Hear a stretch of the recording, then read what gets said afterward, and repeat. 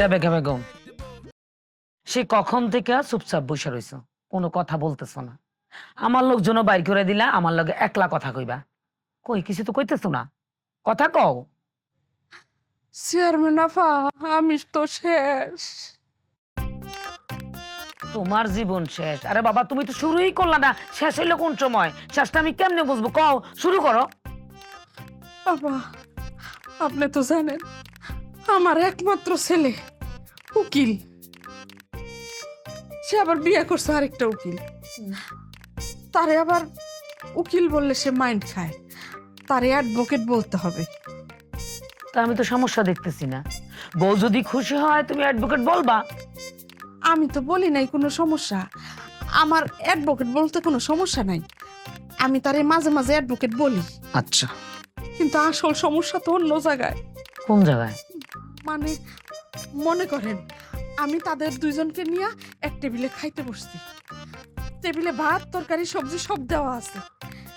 হঠাৎ করে একজন বলবে, এই সবজি তো ফরমালিনযুক্ত সবজি, এই সবজি তো খাওয়া যাবে না, এই সবজি কে বিক্রি করছে, সেই বিক্রেতার নামে মামলা ঠিকা দিতে হবে, পধারার মামলা।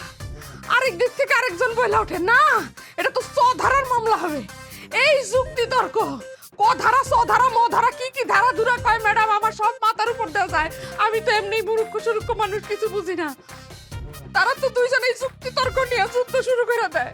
তার মানে এই না যে তাদের এই যুক্তি তর্কের মাঝখানে আমি বসে বসে ভাত খাবো, না সেইটা আমি খাইতে পারবো না।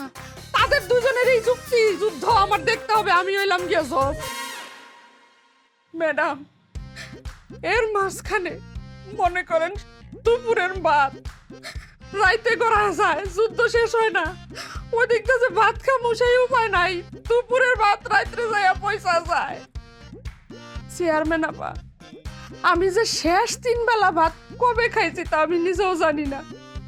বুঝতে পারছি, আসলে তোমার ব্যাপারটা খুবই দুঃখজনক, কিন্তু আমি কি করতে পারি? তুমি আমারই শুনাইতেছো কেন? চেয়ারম্যান আপা, আপনি যে করেই হোক আমার ছেলে আর ছেলের বর একটু বুঝায় এখন, আমারে জানি সংসারে একটু শান্তি দেয়। হ্যাঁ, তুমি এসব কি বলতেছো? আমি বুঝাবো? আমি বুঝাই বিপদে পড়বো?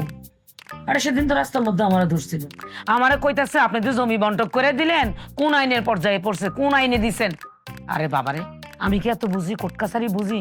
আমি এলাম 8 পাস, জনগণ ভালোবাসা পছন্দ কইরা আমার ভোট দিয়া চেয়ারম্যান বানাইছে, আমি চেয়ারে বসছি, তাই বলে আমি কি কাজ মানে আইন আদালত বুঝি, কোর্ট কাছারি বুঝি, জমির হিসাব বুঝি?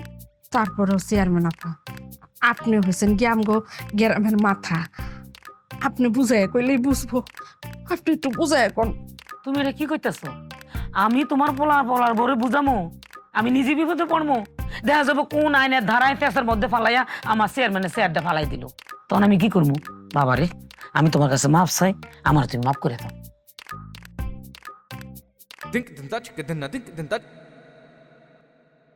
আমারে আপনি মাফ করে দিয়েন চেয়ারম্যান আপা। তুমি আবার মাপ চাইতেছো কেন? কি হইছে? না মানে আমি আপনার অনুমতি ছাড়া একটা কাজ করে ফেলাইছি। কি কাজ করছো? আমি ওই আমার ছেলে আর ছেলের বউরে বইলা ফেলাইছি যে চেয়ারম্যান আপা একবার 2বার 3বার না আমারে 4বার অনুরোধ করে কইছে তোদেরকে আজকে রাত্রে চেয়ারম্যান আপার সাথে খাইতে হবে। এখন আজকে তো তারা দুইজন আপনার বাসায় খাইতে আসবে। করছো কি তুমি? তুমি তো আমারই বিপদে ফালাই দিবা। আমি খাইতে যাই কি ধারার বিপদে পড়বো? দেখা যাবো আমার খাওয়াই হইব না, আমিও শেষ হয়ে যাবো। চেয়ারম্যান আপা, আমি দেখছি তারা আপনার জন্য গিফটও কিনছে, তারা যে কোনো সময় মনে হয় চইলাও আসবে। আমি এখন ওরা কারা? ওরা তো মনে হয় চইলা আসছে, আমি তাহলে চইলা যাই।